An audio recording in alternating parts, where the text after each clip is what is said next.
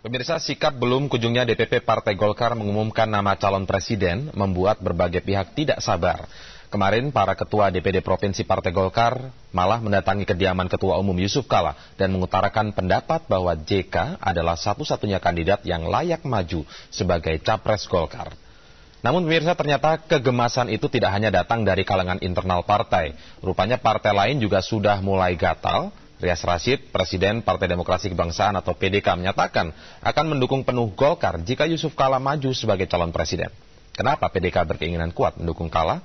Apa ini adalah bagian dari niat untuk membentuk blok di luar kekuatan Megawati dan dengan PDIP-nya dan SBY dengan Demokratnya?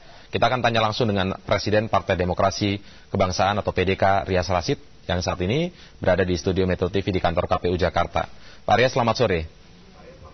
Selamat sore Mas Indra. Ya Pak Rias, Bapak sempat menyatakan ingin mendukung JK jika maju lagi sebagai capres. Jika maju sebagai capres, kenapa Pak?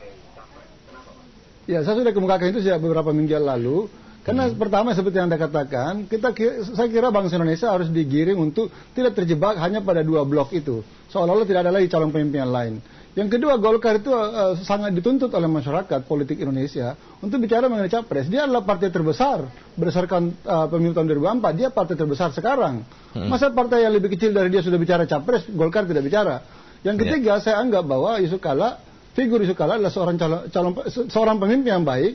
Dia sudah membuktikan kinerjanya baik sebagai menteri maupun sebagai wakil presiden. Beliau sangat kreatif, penuh dengan inisiatif, berani mengambil risiko, tidak cari popularitas, tidak takut dimaki orang. Menurut saya itu adalah tipe pemimpin yang layak untuk memimpin Indonesia tahun 2009 ke 2014. Dia tahan banting, dia tidak cari citra dan segala macam. Apakah ini memang sudah keinginan partai PDK secara resmi ingin berkoalisi dengan Golkar? Atau keinginan Anda saja pribadi kepada figur JK saja? Karena baru ide saya pribadi karena PDK itu punya mekanisme sendiri. Tapi ini akan saya lemparkan dalam rapat pimpinan nanti ya. Ya, artinya ini masih pandangan Pak Rias sendiri terhadap figur JK-nya saja atau memang ingin merapat ke Golkar? Persis, jadi itu adalah pandangan saya pribadi karena saya kenal beliau secara pribadi dan saya kira pandangan banyak bangsa Indonesia yang juga mengamati beliau secara cermat ya. Jadi adalah seorang pemimpin yang tidak mencari popularitas, dia bekerja keras, dia berani ambil risiko, ya, penuh dengan ide-ide yang bagus, kreativitasnya tinggi. Saya kira that's a kind of leader that the nation needs at this moment.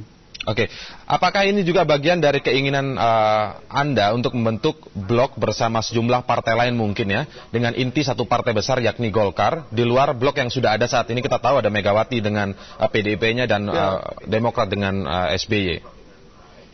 Ya, persis seperti itu, tapi saya memang belum mematangkan mengarah ke sana karena saya masih mengamati terus. Tapi the point is, kita memerlukan calon tidak sekedar dua itu. Kita memerlukan calon kalau bisa sampai 4 itu. Untuk memungkinkan bangsa ini memiliki pilihan-pilihan yang cerdas, menetapkan siapa yang terbaik di antara mereka gitu. Pendapat Anda mengumumkan nama capres sebelum pemilu legislatif sebenarnya menguntungkan atau tidak bagi Anda sendiri? Sesungguhnya saya tidak mengumumkan nama capres, saya mengatakan... Enggak, artinya menurut pendapat Anda jika melihat sebuah partai besar mengumumkan nama capresnya sebelum pemilu legislatif, bagaimana Anda melihatnya? Apakah ini adalah hal yang menguntungkan bagi partai itu sendiri, ataukah ini hal yang justru merugikan? Bisa menguntungkan, bisa tidak. Fakta yang menunjukkan adalah memang SBY dan Mega itu pada tahun 2004 yang lalu, itu perolehan suaranya dalam Pilpres itu lebih besar dari perolehan suara partainya dalam pemilihan legislatif.